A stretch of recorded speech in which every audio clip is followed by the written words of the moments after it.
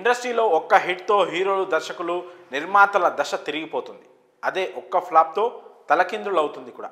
తినడానికి తిండి కూడా లేని ఎంతోమంది ఈరోజు ఇండస్ట్రీలో అందిన సక్సెస్తో లగ్జరీగా జీవిస్తున్నారు. ఇకపోతే టాలెంట్ ఉన్నవారు కాస్త ఆలస్యంగా వచ్చినా సరే వారికి రావాల్సిన గుర్తింపు దక్కుతుందని చాలామంది ప్రూవ్ చేశారు. వారిలో నాగ్ అశ్విన్ కూడా ఒకరు.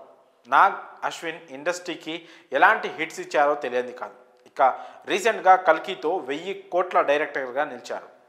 అసలు ఇప్పుడు సడన్గా నాగ్ అశ్విన్ గురించి ఎందుకు టాక్ వచ్చిందా అని అనుకుంటున్నారా?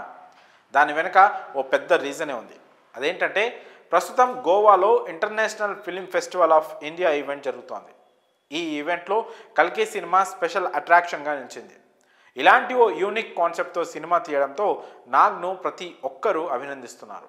కల్కిలో ఎన్నో సర్ప్రైజ్లను ప్రేక్షకులు అందించిన నాగ్ మీద అందరికీ మరింత నమ్మకం పెరిగింది. అయితే ఈ ఈవెంట్కు సంబంధించి ఓ ఇంట్రెస్టింగ్ విషయాన్ని నాగ్ అశ్విన్ సోషల్ మీడియాలో పోస్ట్ చేశారు.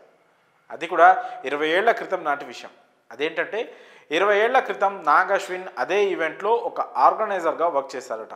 మొదటిసారి ఈ ఈవెంట్ గోవాలో జరిగినప్పుడు ఎయిర్పోర్ట్లో సినీ సెలబ్రిటీలకు మార్గనిర్దేశం చేయడం, థియేటర్ స్క్రీనింగ్కు హెల్ప్ చేయడం లాంటి పనులు చేసేవాడట నాగ్. 2004లో జరిగిన ఈ ఈవెంట్లో Nag Ashwin main role play చేశాడట. ఒక ఈవెంట్ ఆర్గనైజర్గా వర్క్ చేసిన నాగ్ అదే ఈవెంట్లో ఇప్పుడు ముఖ్య అతిథుల్లో ఒకరిగా నిలిచారు. అంతేకాకుండా తన సినిమాను అక్కడ స్క్రీనింగ్ చేసి అందరి ప్రశంసలు అందుకోవడం చాలా గొప్ప విషయమని నెటిజన్స్ కామెంట్ చేస్తున్నారు. ప్రస్తుతం సోషల్ మీడియాలో నాగ్ అశ్విన్ పోస్ట్ వైరల్ అవుతోంది. ఇక కల్కి 2898 AD పార్ట్ 2 కోసం ప్రేక్షకులంతా చాలా ఇంట్రెస్టింగ్గా వెయిట్ చేస్తున్నారు. ఈసారి ఈ మూవీ అంతకు మించి ఉండేలా నాగ్ అశ్విన్ ప్లాన్ చేస్తున్నట్లు తెలుస్తోంది.